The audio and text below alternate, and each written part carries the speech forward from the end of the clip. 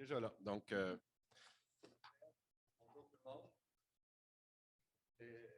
Mon titre de projet s'intitule L'impact des principes de l'agriculture de conservation sur les fonctions des sols de grande culture, soit la dégradation du glyphosate et l'activité microbienne. Premièrement, qu'est-ce que l'agriculture de conservation? Celle-ci comporte 3 piliers qui, lorsque mis ensemble, viennent rétablir, si on veut, la santé des sols tout en maintenant des rendements très intéressants pour les agriculteurs. Ce premier pilier est le semi-direct ou l'absence de perturbation mécanique du sol, donc on ne va pas travailler le sol. Le deuxième pilier est la couverture du sol, soit par des cultures d'intérêt comme le maïs, le soya ou le blé, ou des cultures de couverture qui vont venir couvrir le sol lorsque la culture d'intérêt ne couvre pas l'entièreté du sol. Et le troisième pilier, qui est la rotation des cultures, où est-ce qu'on vise à ne pas avoir la même espèce végétale cultivée sur plus d'une année, et même idéalement avoir plusieurs espèces au cours de la même année. Un exemple d'agriculture qui comporte ces 3 piliers est représenté ici par le schéma où on a une culture de couverture qui est semée à l'automne ou à la fin d'un été et qui va grandir jusqu'à l'hiver et résumer sa croissance au printemps suivant. Par la suite, celle-ci va être détruite pour laisser la place à la prochaine culture d'intérêt. Et bien souvent, pour détruire cette culture de couverture, on va utiliser des herbicides tels que les herbicides à base de glyphosate, couramment utilisés au Québec et même à travers le monde. Ces herbicides, justement, vont contenir une forte teneur de glyphosate qui va être assez rapidement dégradée en AMPA et cet AMPA peut persister dans le sol. Également, il y a peu de connaissances sur l'effet du glyphosate et de l'AMPA sur les communautés microbiennes actuellement, particulièrement dans des conditions en champ. Donc, les objectifs de ma recherche sont de déterminer les impacts d'une gamme de régies de grande culture en semi-direct sur les teneurs en glyphosate et en AMPA dans les sols, en plus d'évaluer la richesse, la composition et les fonctions des microbiotes du sol. Également, de développer des indicateurs microbiens pour la persistance du glyphosate dans le sol, d'évaluer la dissipation et la dégradation du glyphosate suivant l'application d'herbicides à base de glyphosate sur un sol à nu ou un sol couvert par des résidus de seigle, et finalement, de déterminer l'impact de l'application d'herbicides à base de glyphosate sur la structure et la composition des communautés microbiennes. Premièrement, à travers une première expérience qui s'intitule « La caractérisation de la teneur en glyphosate de l'AMPA et les microbiotes d'une série de sols provenant d'une diversité de régies de culture », on a suivi 9 sites situés au centre du Québec et en Montérégie, où pour chacun des sites, nous avons échantillonné à 4 endroits dans le champ sur 2 profondeurs, soit la profondeur 0,20 cm et 20-40 cm.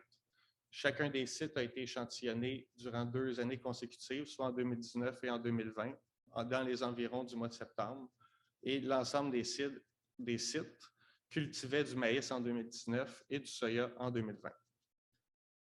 Ce qu'on peut remarquer, suite à nos discussions avec les producteurs, on a réussi à départager les différents sites basés sur différents critères, soit la quantité d'herbicides à base de glyphosate qu'ils utilisent, le système de culture qu'ils utilisent, le nombre de cultures d'intérêt, est-ce qu'ils utilisent des cultures de couverture ou non, le travail de sol qu'ils font et la fertilisation. Nous avons utilisé le premier facteur, soit la quantité d'herbicides à base de glyphosate, pour différencier les sites dans cette figure. Et nous avons évalué les teneurs de glyphosate et d'AMPA pour les 2 profondeurs que je vous ai mentionnées tout à l'heure sur les 2 années. Ce qu'on remarque dans l'encadré en bas à gauche, c'est les teneurs de glyphosate pour la profondeur 0,20 en 2019. Et on voit que plus un producteur applique d'herbicide à base de glyphosate, eh bien, plus les teneurs sont élevées. Par contre, en 2020, on voit que cette tendance est un peu moins claire. On voit beaucoup plus d'oscillations des sites avec des quantités faibles appliquées qui ont des teneurs similaires avec des sites avec quantités élevées. Et je vous dirais que pour la profondeur 20-40, on a plus ou moins les mêmes tendances que pour la profondeur 0,20, sauf avec des valeurs généralement moins élevées. Pour l'AMPA, on voit vraiment que dans les 2 années et les 2 profondeurs, on a des résultats qui vont un peu dans tous les sens, si on veut. La seule constante est vraiment que les producteurs qui n'appliquent pas d'herbicide à base de glyphosate, mais ont très peu d'AMPA dans leur sol, alors que pour les autres, on peut en retrouver à toutes sortes de doses. Donc, nous avons utilisé des teneurs de glyphosate dans la profondeur 0,20 pour faire une régression entre les quantités d'herbicides à base de glyphosate appliqués et les teneurs observées.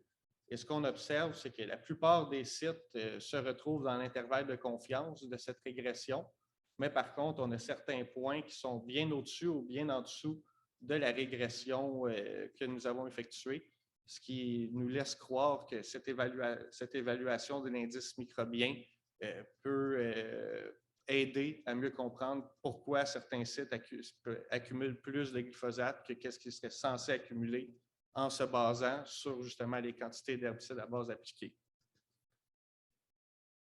Également, pour les communautés microbiennes, nous avons regardé la structure de leur composition et nous avons tenté d'expliquer cette composition soit par les facteurs agronomiques que je vous ai mentionnés, comme la fertilisation, le travail du sol, les systèmes culturaux, ou bien par les paramètres physico-chimiques comme la texture du sol, les teneurs en carbone, en matière organique ou d'éléments chimiques. Et ce qu'on voit vraiment, je ne sais pas si je suis capable de... Ouh, wow! Ce qu'on voit ici, c'est que vraiment, on a 3 groupements dans l'encadré de gauche. Et ici, on a un grand groupement ici, un petit ici et un autre qu'on pourrait considérer ici. Et en fait, c'est plus ou moins les mêmes groupements vraiment parce que c'est la texture de sol qui ressort. Les points sont des textures sableuses, les carrés sont des textures loameuses et les triangles sont des textures argileuses. Donc, même sans tenir compte de la texture du sol dans l'encadré de gauche, eh bien, on voit que la texture explique tout de même la structure des communautés microbiennes, vraiment indiquant l'importance de la texture sur quel individu est-ce qu'on retrouve dans un sol. Mais néanmoins, par contre, je me suis trompé de bouton.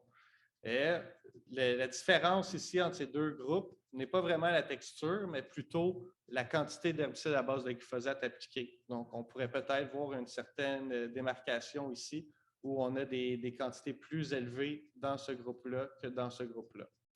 Tout de même, quand on regarde la variation des communautés de composition qui est expliquée par les facteurs que je viens de vous montrer, on a 31% de cette variation qui est autant expliquée par les facteurs agronomiques que physico-chimiques, 21% seulement par les propriétés physico-chimiques et 14% par les facteurs agronomiques. Pour la deuxième expérience, je vais seulement aller dans la méthodologie. Le temps m'empêche d'aller dans les résultats en détail. Mais ce qu'on a fait, c'est qu'on a utilisé des sols provenant de 2 parcelles expérimentales, soit de Belleuil ou de Sainte-Marthe, qu'on a pris deux parcelles qui provenaient de ces 2 sites expérimentaux, soit avec culture de couverture ou sans culture de couverture. Nous avons prélevé 6 cylindres de sol que nous avons emmenés en serre de ces 4 traitements. 3 des cylindres recevaient un herbicide à base de glyphosate et 3 autres recevaient seulement de l'eau distillée. Vraiment dans le but de voir quel est l'effet à court terme d'un herbicide à base de glyphosate sur les teneurs de glyphosate et sur les communautés microbiennes. Par la suite, chacun des cylindres a eu le même protocole, soit un arrosage d'eau afin d'uniformiser vraiment l'humidité dans l'ensemble des cylindres, un premier échantillonnage avant l'application d'herbicide, et une série d'échantillonnages 1 jour, 3 jours, 7 jours, 14 jours et 28 jours suivant l'application d'herbicide à base de glyphosate. Et c'est à cette étape que j'arrête l'explication d'expérience, mais tout de même, dans la conclusion, vous allez voir, il y a une petite mention de tout ça. Pour revenir à la première expérience, plus les doses d'herbicide à base de glyphosate qui sont appliquées sont élevées, mais plus on retrouve du glyphosate dans les sols. Mais il semble quand même avoir un certain point de bascule à 3 mg par hectare sur 3 ans. Comme je vous indiquais, c'est à ce moment-là qu'il y a certains sites qui commencent à avoir des teneurs plus élevées qu'anticipées ou moins élevées. Donc, on voit vraiment un certain point de bascule si on veut. Et pour vous donner une idée, cette quantité, c'est beaucoup moins que ce qu'on pourrait retrouver chez plusieurs producteurs. Si on prend l'application classique de 2 doses d'herbicide à 1,67 litres à l'hectare de Roundup, mais c'est bien moins, ça représente plus que 3 mg par hectare par 3 ans. Et deuxièmement, la composition des communautés microbiennes est majoritairement expliquée, si on veut, par les paramètres physico-chimiques, bien qu'il y ait une forte proportion qui est autant expliquée par les paramètres physico-chimiques que les facteurs agronomiques. Et pour la deuxième expérience, c'est ce résultat que je vous montre, c'est que le glyphosate se dissipe très rapidement dans le sol suivant l'application de glyphosate avec un temps de demi-vie d'environ 4,5 jours dans notre expérience. Ce qui était vraiment intéressant, c'est qu'on n'a pas vu de production d'AMPA suite à la dégradation du glyphosate. Donc, on est toujours à chercher où est disparu, où est passé ce glyphosate. Est-ce qu'il a été dégradé en d'autres molécules ou est-ce qu'il aurait pu être photo-oxydé? On est toujours dans la réponse de ces différentes hypothèses. Pour finir, j'aimerais remercier mes directeurs, Marc Lucotte qui est ici, et Richard Hogg à l'IRDA, le professeur associé Mathieu Moin qui est également ici, les professionnels de recherche à l'IRDA, Joël Dastupagé et Thomas Jeanne, ainsi qu'une stagiaire qui nous a aidés en 2019, Clara Pain, en plus des organismes subventionnaires Innovation, CRSNG, FRQNT. Merci. Merci beaucoup, William. Alors, c'est ça. Est-ce qu'il y a des questions? J'imagine qu'il y en a. On peut prendre 2 à 3 questions et tu choisiras en fonction de la... Donc, tiens, oui, Tania et... Maria. Oui, oui, oui, oui.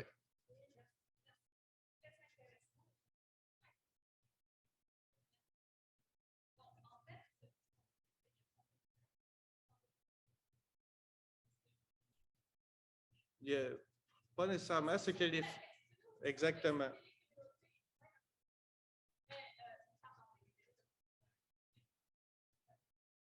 Les régies de culture. Ouais.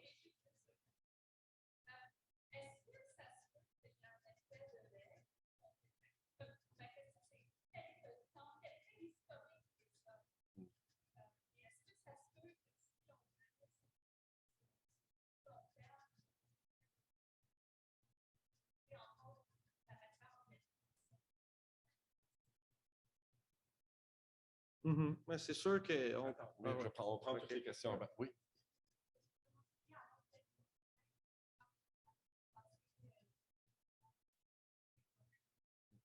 Voilà. Bon. Y a-t-il donc une autre question ou on y va avec ces deux-là, ces deux premières? Oui.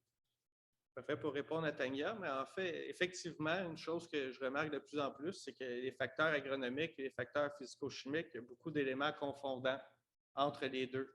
Comme tu as dit, la matière organique va beaucoup dépendre de comment le producteur gère son sol.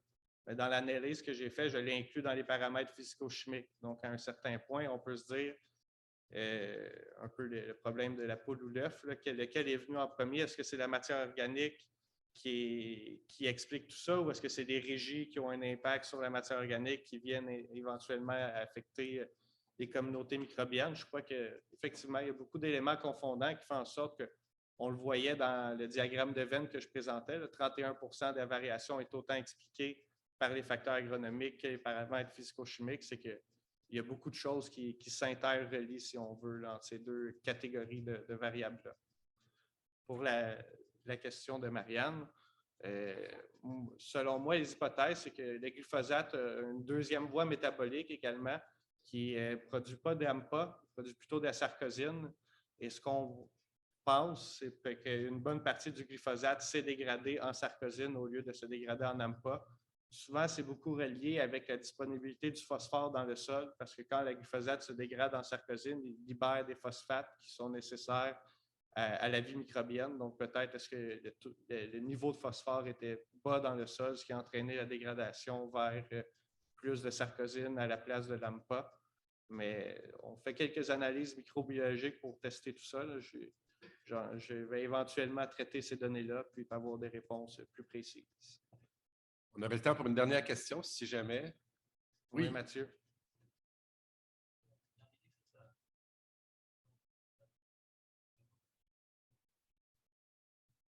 Mais dans cette expérience-là, on ne peut pas nécessairement dire que c'est de la dégradation, on parle plutôt de dissipation, justement, parce qu'on n'a pas marqué le glyphosate. Il peut très bien s'être photodégradé avec le soleil, puisqu'on était dans une serre, disons. Mais par contre, dans une troisième expérience que je veux réaliser, on va vraiment venir marquer le glyphosate afin de voir où passe-t-il et mieux comprendre quelle est la dégradation microbienne dans tout ça, plutôt que d'autres voies où est-ce que le glyphosate pourrait se dissiper.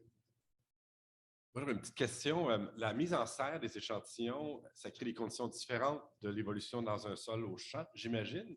C'était quoi l'intérêt de la mise en serre? Je trouve. C'était un meilleur contrôle surtout d'humidité, des apports en précipitation. En champ, on peut avoir un 40 mm qui tombe d'un coup suite à l'application, tout le glyphosate se lessive, puis on se dit, bon, ben, on ne sait pas, il est parti où, peut-être qu'il est parti avec l'eau, peut-être qu'il est resté là. Donc, on voulait éliminer cette variable-là. En serre, on n'a eu aucun lexivia qui est sorti des dépôts, donc on est assez certain qu'il n'y a pas eu de lixiviation. Mais l'effet négatif, c'est qu'on a beaucoup plus de soleil qui rentre en serre, donc peut-être plus de photodégradation suite à l'application. Je pense que ça fait le tour. Merci beaucoup. Très, très intéressant. Merci, William. Et merci, William, aussi d'assurer la technique. Donc, on va continuer maintenant avec une deuxième présentation. Et donc, M. Sock, oui.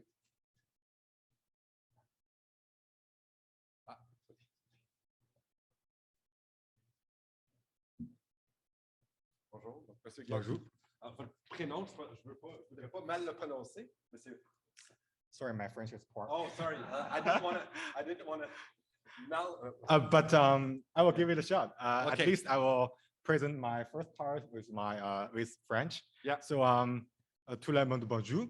Je m'appelle Hanchon. Je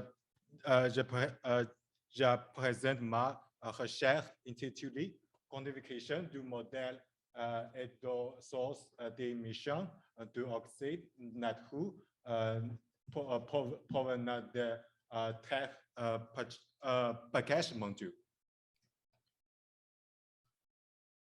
Oh yeah, next slide. Sorry, yeah, that would be the one. So has me.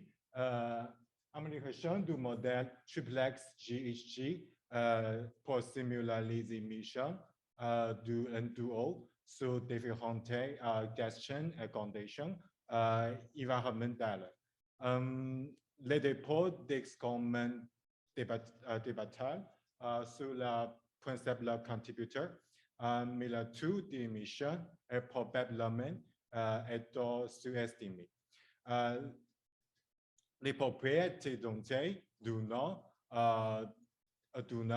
des impacts substantiels sur le résultat estimé enrichant de la diversité du niveau de réponse. So that will be mine. I'm here, and sorry for my poor French. So thank you very much, Maxi.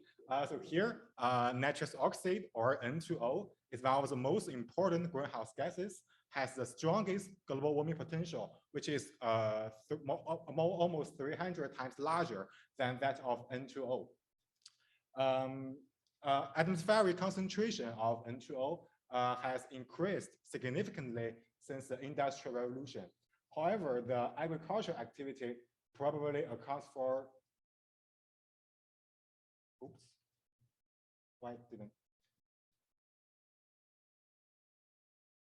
agricultural activity probably accounts for the majority of such increase. As for the grazing land, which is an important part of the global agricultural land cover, covers large terrestrial area, but the N2O emission pattern of the grazing land is largely unknown with large uncertainties, which requires further model development and model investigation for the simulation. Therefore, for this study, we first developed a model and try to simulate the global pattern of the N2O emission from grazing land. So we first divide the global grazing land into two parts. First is the pasture land, which is intensively managed grazing land, receiving fertilizer, manure, and livestock grazing activity. While for the rangeland, which is extensive managed grazing land, only receive the livestock grazing. And we have three hypotheses to test in our study. So first, we have to develop our model, which is triplex greenhouse gas model. It's a global biogeochemical process-based model. It's very complex, and we have to integrate all those practices into the original model structure. Afterwards, we have 14 site observations for model calibration in daily time step to test model performance. Afterwards, we have the remaining 48 site observations for our model validation. So here are some of our results.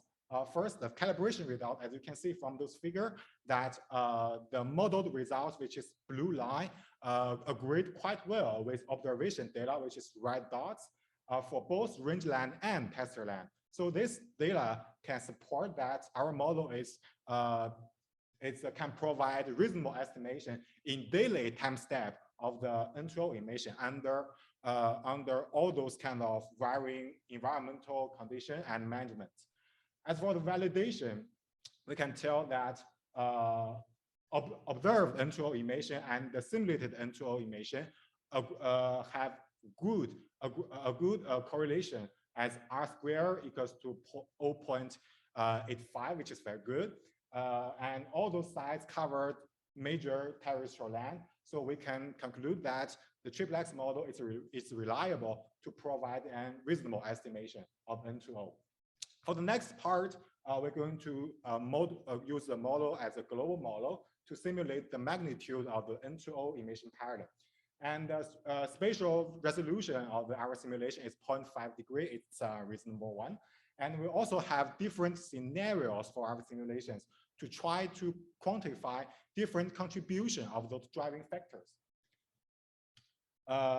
So here's our result. And in line with our first hypothesis, we did found that the N2O emission from global grazing land have strong spatial and temporal variation. And the first temporal variation, we can find a significant increase since 1961 to 1990, a significant increase. But from 1990, we have a slightly decreasing trend till present time. In fact, for the 21st century, the global emission pattern, the global emission rate is about 2.08 kilogram nitrogen per year. As for the spatial variation, we can clearly find that the eastern part of North America, Western Europe, and Southern Asia are the major emission hotspots. So generally, we can find our model results is agreed quite well, at least within the estimated range of those previous results, which again support our model reliability. And a little bit more information for the spatial variation. We found the pasture land are responsible for the overall growth during the historical time, which is reasonable because it receives more nitrogen input. As you can see from the black bar is a pasture land emission rate, which is larger than that of rangeland.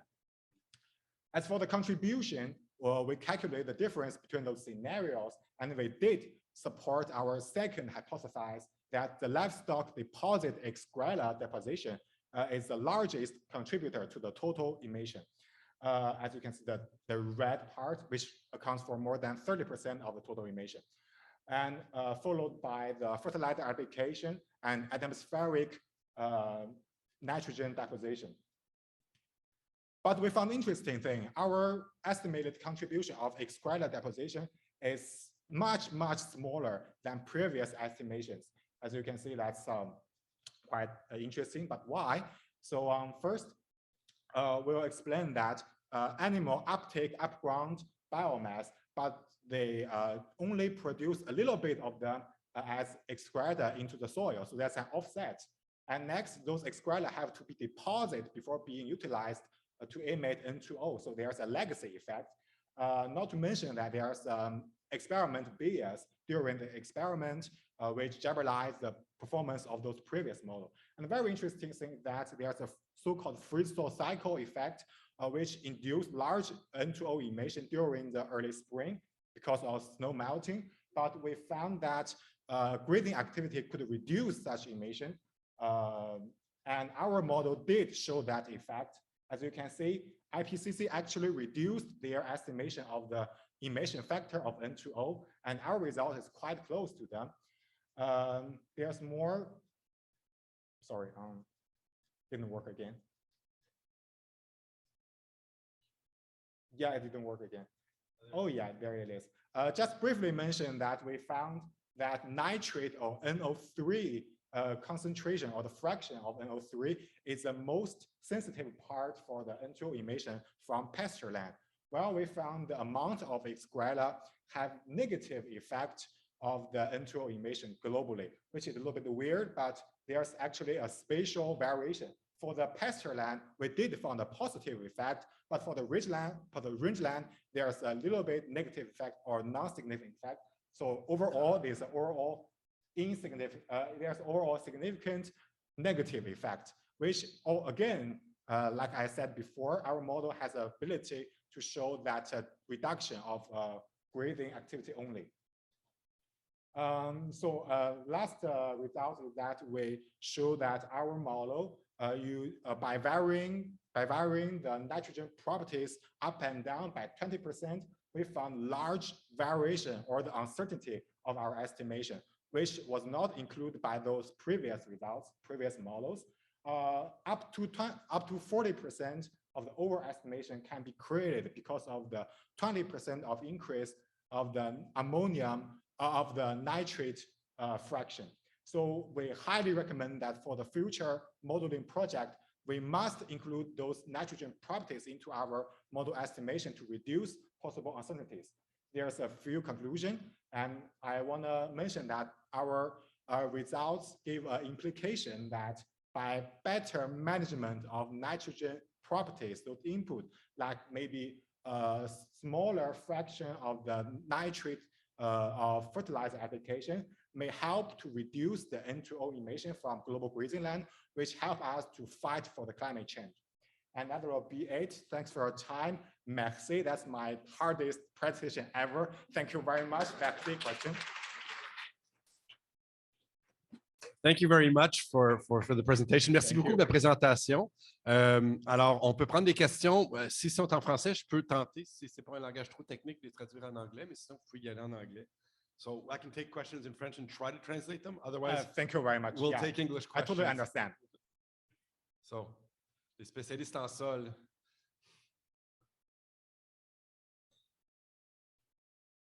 Ooh. No.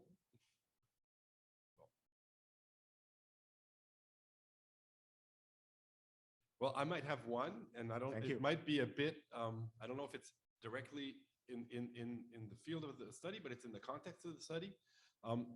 What's the fraction of methane emissions that you can, the excreta that you're studying compared to the overall enteric fermentation part? Is it in terms of a percentage? Because we know that enteric fermentation is the big forcing element in the methane cycle. So what percentage could we attribute? You know, how does this scale? What's the scale?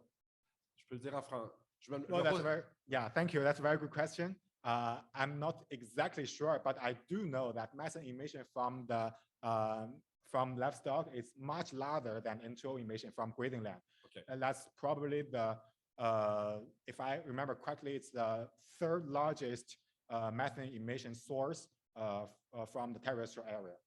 Okay. But again, N2O is very important because it has the strongest glowing potential. It's like 300 times than carbon dioxide. Okay. And then, si est-ce qu'il y a d'autres, sinon j'en ai une deuxième. That happens all the time, actually. Okay. Do you know the positive effect of having pasture lands or range lands for building up soil carbon versus the impact? How does that arbitrage work?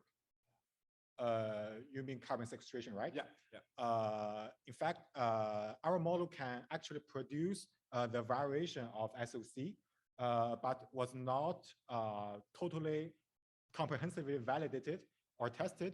But I can give you a little hint that it's largely offset the, include not just N2O, but if you're including methane and N2O emission together, that largely offset the cooling effect of those grazing lands, actually. There's a Nature Communication article published in 2020 state that statement, which is very interesting. And they conclude that N2O contribution a lot during this offset effect. Okay, Merci beaucoup. Thank you very much. Merci, thank you very much. Alors, Clément est en ligne. Clément Mangin est en ligne. Donc, je pense qu'on va tout simplement transformer l'écran. Et donc, on va une présentation.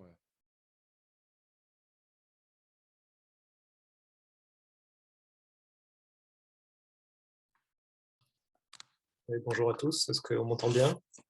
On t'entend et tu veux partager ton écran? Prendre le Je contrôle? peux partager mon écran, oui. Ok. Puis désolé pour ma présence en virtuel, c'est ma faute. J'étais persuadé que ça se faisait en ligne.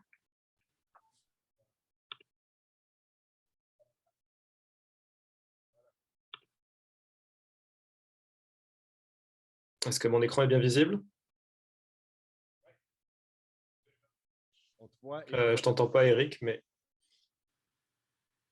tu me vois? je pense que c'est bon. Ok. Par contre, je ne vois plus mon écran à moi. Ok, c'est bon. Alors, bonjour à toutes et tous. Ma présentation porte sur ma présente recherche théorique sur le déni climatique comme produit d'une vision du monde individualiste. Je suis dirigé par Nicolas Merveille et Anne-Sophie Gousse-Lessard.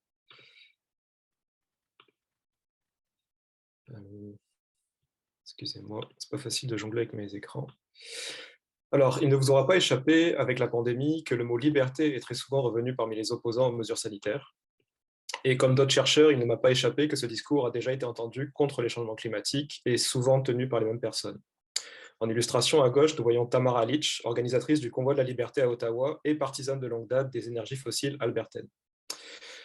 La littérature a identifié que les idéologies conservatrices et libertariennes sont régulièrement prédictives du déni climatique. Lewandowski et Oberauer ont souligné que certaines normes de la science entrent en conflit avec certaines valeurs conservatrices. Lewandowski constate par ailleurs l'existence de deux courants libertariens. L'un accepte les conclusions de la science, insistant toutefois sur des solutions libérales, quand l'autre persiste dans le déni. Il ouvre son texte sur une question: quelle version va prédominer? Je propose d'apporter des éléments théoriques de réponse à cette question en concevant le libertarianisme comme la dimension politique d'une vision du monde plus large, l'individualisme, et en montrant que le système de croyance de cette vision du monde, porte à faux des croyances qui guident les sciences climatiques.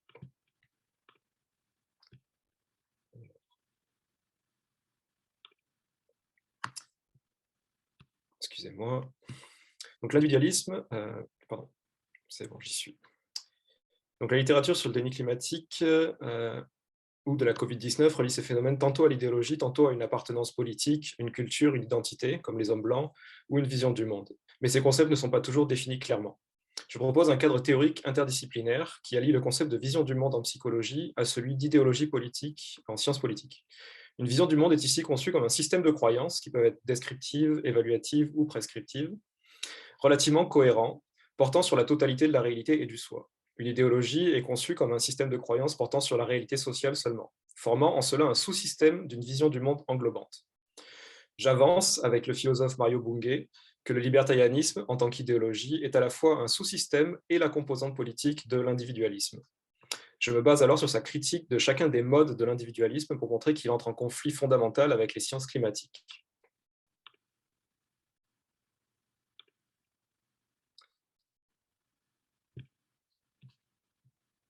Et c'est pas facile sur mon clavier.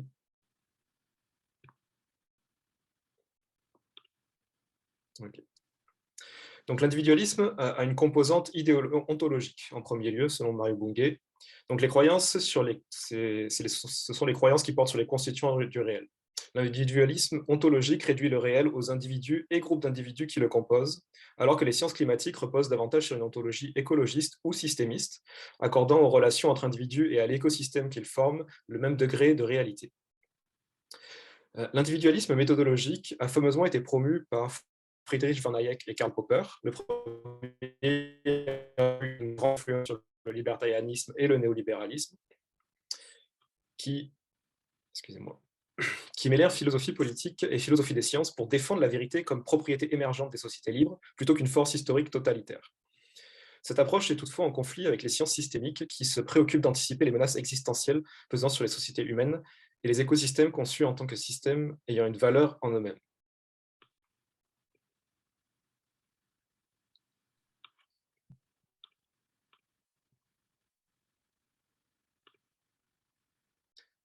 Une certaine conception de l'individualisme épistémologique, quant à lui, s'observe dans certaines spiritualités New Age, en essor à l'ère de l'individualisme néolibéral, et faisant de la spiritualité un produit de consommation et de l'ego une source privilégiée de connaissances. On parle de gros bon sens, voire de conspiritualité, c'est-à-dire de défiance conspirationniste envers les experts traditionnels. Cet individualisme épistémologique rentre en conflit avec les normes de la science comme l'humilité épistémique et une certaine déférence, certes toujours sceptique, envers les autorités épistémiques. Ceci est à mettre en lien avec l'individualisme historique, qui conçoit l'histoire et la science comme des produits d'agents rationnels, qui sont des héros ou des vilains, par exemple Trump contre George Soros, ou Elon Musk comme génie, seul responsable de ses succès. Tandis que les historiens et philosophes conçoivent davantage la science comme le produit d'un processus de construction sociale répondant à des normes épistémiques. L'individualisme axiologique érige quant à lui l'individu et la liberté individuelle en valeur suprême. Il conduit à l'anthropocentrisme et, en l'absence d'autres valeurs morales, que les libertariens laissent libre de choix par ailleurs, tant qu'il ne s'agit pas de nuire à autrui, donc ça peut conduire à l'égoïsme. Ceci entre en conflit avec la défense de la justice sociale, environnementale et intergénérationnelle, qui valorise la préservation des conditions de possibilité de la vie future, et qui guide la science climatique. La dévalorisation d'autrui et de l'environnement entraîne un déni d'impact. Enfin, l'individualisme politique, soit le libertarianisme lui-même comme philosophie politique, insiste sur les droits, l'intérêt personnel et le libre marché. Les libertariens tentent de réduire les problèmes environnementaux à un enjeu de propriété de ressources et sont réticents à la régulation. Cette philosophie politique insiste donc peu sur les responsabilités, l'abnégation et la nécessité de réguler face aux défaillances de libre marché confrontées à des problèmes pluridimensionnels. Ici, nous voyons Ezra Levant, qui est propriétaire de Rebel News, qui est un conservateur canadien notoire, qui nous demande si nous devrions croire les scientifiques climatiques ou nos propres yeux. Et ici, nous avons un cas très intéressant de Mel Goyer, qui est une ex-militante environnementale et une militante anti-mesures sanitaires, qui a donc changé de position sur les changements climatiques depuis qu'elle a découvert que Greta Thunberg est financée par George Soros. Donc, elle ne croit plus au changement climatique du fait que George Soros soit un grand vilain qui nous manipule. Donc voilà, mon travail, c'est vraiment d'essayer de montrer que le libertarianisme s'inscrit dans une logique plus large qui le porte à nier les changements climatiques de manière presque irrémédiable. Merci à tous et toutes. Est-ce qu'il y avait des questions? Merci beaucoup. Je ne sais pas, Clément, si tu m'entends. J'espère tantôt, ce n'était pas le cas. Oui, c'est bon. Super. OK, donc on va y aller. Bien, merci beaucoup pour la présentation. On va aller avec quelques questions. On prend les questions en vrac et après ça, c'est à toi de répondre dans l'ordre. Donc, le plancher est ouvert.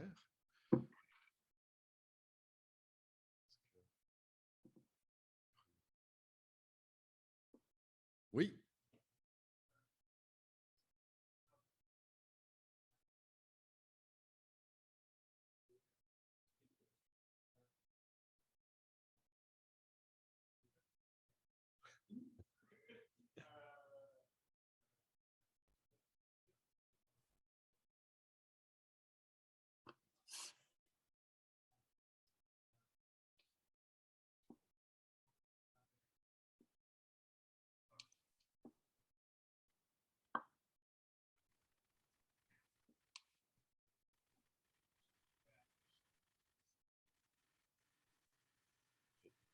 Je ne sais pas si tu as entendu la question. Pas du tout. Sinon, je peux la répéter un peu. Donc, dans ton tableau, dans une des cases, tu avais inscrit du côté de ce que tu appelais science au singulier, tu avais inscrit humilité épistémique. Et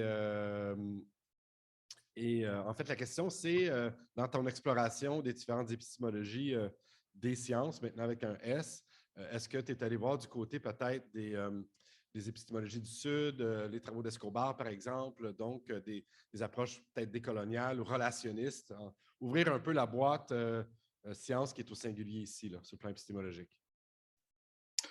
Non, je n'ai pas du tout abordé ces aspects-là. Donc, je serais bien mal placé pour en parler, mais je sais que ça fait partie d'une volonté d'interdisciplinarité beaucoup plus large, en fait, qui n'est pas juste une interdisciplinarité entre sciences occidentales, mais aussi d'accueillir les savoirs ancestraux, les savoirs locaux. Mais non, je n'ai pas vu aborder, enfin, j'ai pas abordé le concept d'humilité épistémique en ce sens-là. Autres questions, commentaires dans de la salle? Mais c'est un concept d'ailleurs qui est intéressant parce qu'il s'applique aussi aux scientifiques auxquels on peut reprocher d'avoir une certaine arrogance épistémique. Oui, une autre question, et je vais donc prendre des notes dans ma tête.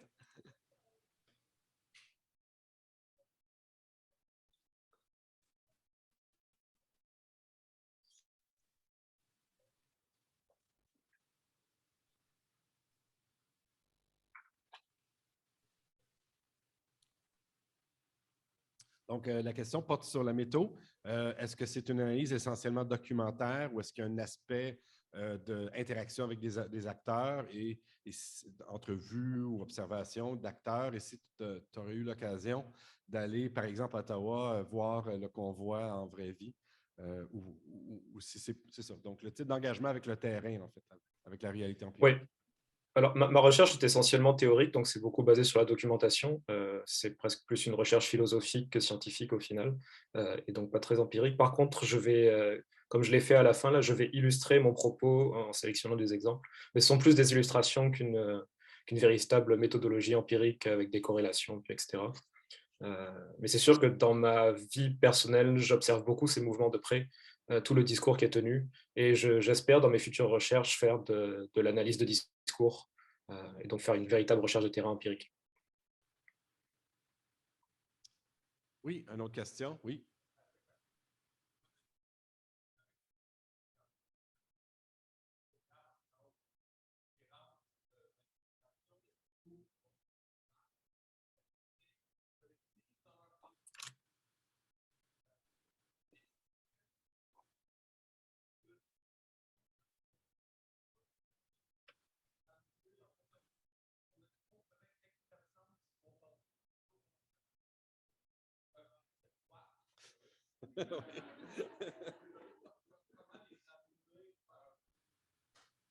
Oui.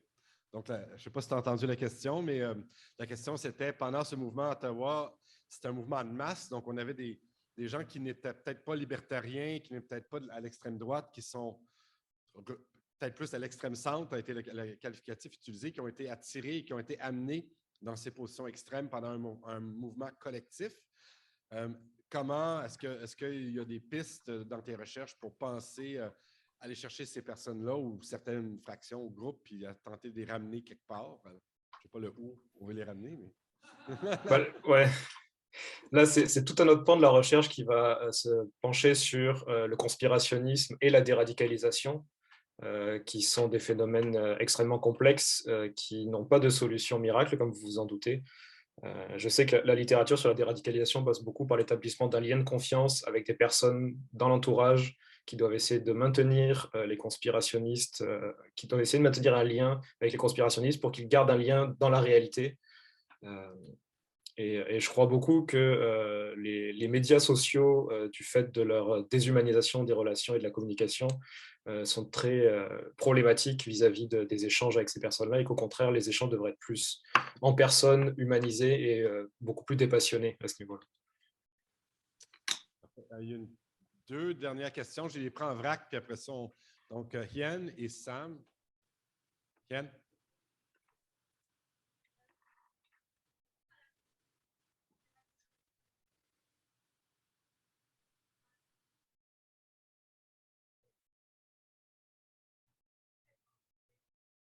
Je la jeune.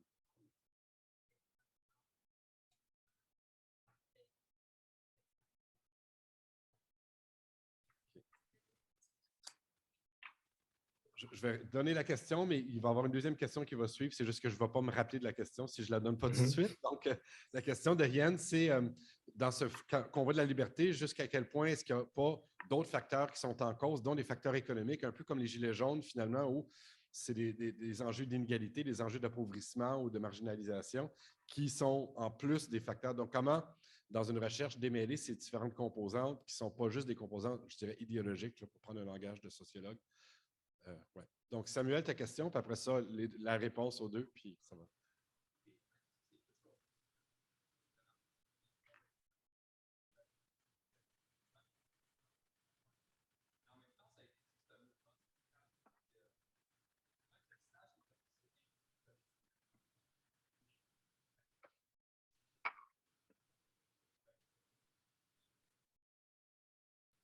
Question de sociologue.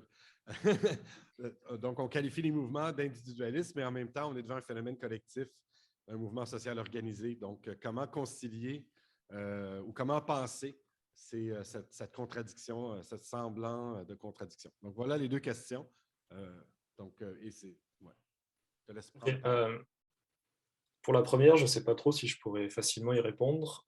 C'est sûr qu'on voit qu'il y a une certaine détermination de l'idéologie par le matérialisme, là, notamment en Alberta, où l'économie est fortement liée à l'industrie pétrolière.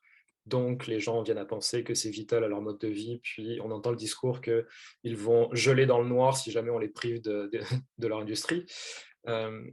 Mais je pense que ça témoigne aussi individuellement d'une certaine crispation sur ce qu'on a et la peur de la nouveauté qui serait d'investir dans les énergies renouvelables, éventuellement de s'habituer à avoir un peu moins de confort matériel. Et ça, je pense que c'est vraiment un sentiment de ce qu'on appelle en anglais entitlement, c'est-à-dire j'ai le droit. Et pour moi, cette dimension-là est un peu liée à l'individualisme, à l'égoïsme en fait, à la volonté de ne pas perdre la moindre chose pour soi, à ce que ça vise à la collectivité ou à l'environnement. Pour la deuxième question, oui, effectivement, c'est sûr que des individualistes qui forment un mouvement collectif, c'est curieux, mais on observe aussi qu'il y a une assez rapide désolidarisation dans ces milieux-là, dans le sens où si une tête d'affiche se fait prendre, il n'y aura pas forcément beaucoup de soutien qui lui sera apporté du reste de la communauté. Mais j'avoue que je n'ai pas vraiment observé les dynamiques qui se tiennent entre elles. Je sais que j'avais vu une vidéo sur un convoi de la liberté aux États-Unis où il se proclame être pour la liberté d'expression absolue, mais dès qu'il y avait une voix la moindrement dissidente, il s'en dissociait rapidement. Donc c'est vraiment à qui va crier le plus fort dans tout ça. Puis il y a des personnes impressionnables qui vont suivre ceux qui crient les plus forts, peut-être. Puis donc, on va pouvoir expliquer une logique de mouvement collectif derrière ça. Mais ça reste un mouvement de personnes, à mon sens, assez individualistes. Super. Merci beaucoup. Donc, on va passer maintenant au prochain. Vitaly, je te laisse le plancher. Merci beaucoup, Clément. Merci à vous.